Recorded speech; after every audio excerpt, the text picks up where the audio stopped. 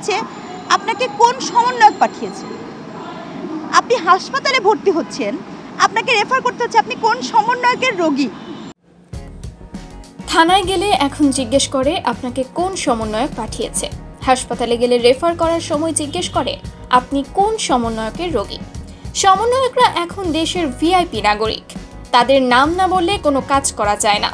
এবার সমন্বয়কদের ধুয়ে দিলেন ঢাকা বিশ্ববিদ্যালয়ের এক শিক্ষিকা।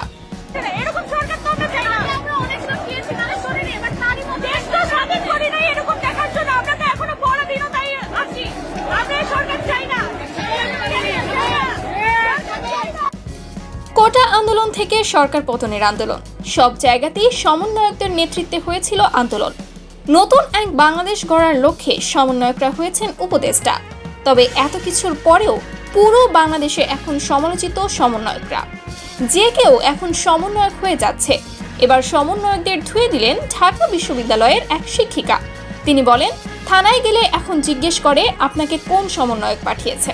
হাসপাতালে গেলে রেফার করার সময় জিজ্ঞেস করে আপনি কোন সমন্বয়কের রোগী। সাধারণ মানুষেরা এখনো স্বাধীনভাবে বাঁচতে পারছে না। দেশ তো স্বাধীন হয়েছে জুলুম থেকে বাঁচতে, এখনো তো জুলুম হচ্ছেই। সমন্বয়ক পরিচয় না থাকলে কোনো সহায়তা পাওয়া যায় না। সমন্বয়করা এখন দেশের ভিআইপি নাগরিক। আমরা তাদের দেখতে চেয়েছি পড়ার টেবিলে, অথচ তারা রাজনীতি নিয়ে পড়ে আছে। তাদেরকে ব্যবহার করা হচ্ছে।